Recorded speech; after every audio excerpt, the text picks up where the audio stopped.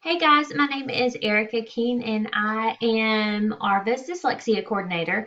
I am going to very quickly model for you dictation. It's something we start in early elementary school and do all the way until high school.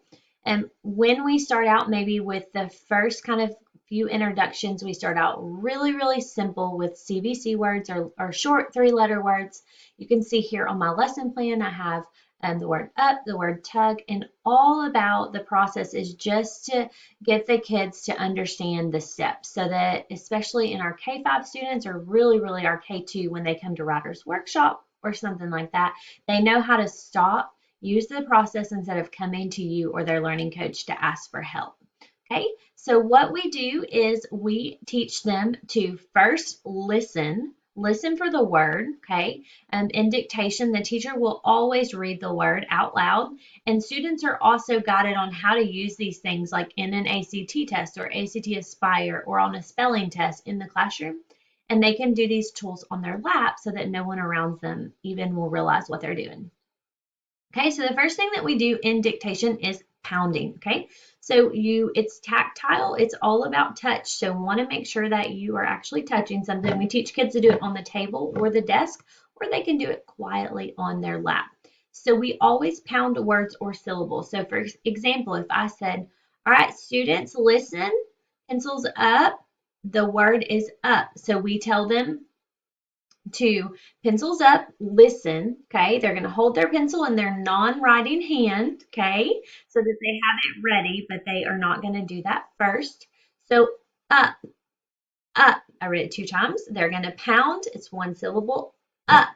And then we teach them to finger tap. Now, depending on which hand they use for writing, on our left hand, we always read from left to right. So they're going to tap each sound, starting with their pinky if they're left-handed. If they're right-handed, they're going to start with their thumb, okay? So we are going to do this on our lap or on the table, but I'm going to do it on my hand just so you guys can see. Up, up, and then we say pencils up, ready, right, okay? So it teaches them to break apart words.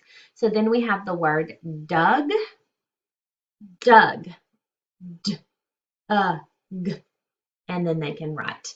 Okay, or if I am using the other hand, it's going to look like this. Doug, d, g, dug. And you might say something for that word like when the dog dug in the ground, or it's not someone's name. So you can always clarify it for words that have multiple spellings. Okay, and then after that, we move into sentence dictation. Okay, so listen, the teacher reads it 2 times. The nut was a dud. The nut was a dud. Same process, pound. The nut was a dud.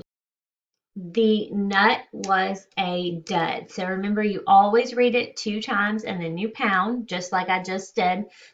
The nut was a dud. And remember, I'm just using my hands so you guys can see. You always want students to do it on a table or on their lap. Okay, and then you're going to start out with the first word, and you can always slow it down and tell students word one, especially for younger kids, the. Now, we never dictate, we don't pound or tap sight words or red words. So the, you'll just say right from memory, and then you'll go on nut. Well, in this lesson, it is a K2 lesson. We obviously are looking at the sound for you. So you're going to have them tap it out. So you're going to say nut. They're going to pound the word one syllable, nut, and stretch. Finger tap, nut, and then they'll write. Now, as you get high school students, and again, I do use this strategy with high school students, the words are a lot longer and the sentences are a lot longer and the words are a lot longer, okay? But it's the same process, and you'll see eventually students don't need to stop and tap out every single word, but when they get to a word they're not sure of, they automatically go back to tapping it out, okay? And it's just like finger stretching in the online school. And so that is dictation. You start with words, and then you move to sentences. And then at the end, you always show students a clean copy. So I actually have a Pocket Pal with a piece of paper in it, and I use my marker and my Elmo. So after we do all of the words and all of the sentences, they have to check my clean copy. So I'll have them written out, and they'll look. We always use pen for dictation. We never use pencil because we do not erase. And so they'll have to draw a line and make the corrections with a pen next to them. We talk about why those are corrections. So I'm going to scroll up. This is lesson 1. This is lesson 2 with digraph blend SH. So you can see here all of the words have SH in them, and then the sentences also. And I've underlined the red words or sight words there just as a reminder when I tell students, hey, this is a red word. And then they know, oh, I'm just going to write it from memory. All right, that is a lesson on dictation, and I will also include a link for a lesson where I have taught my students this so you can see what it looks like in the classroom.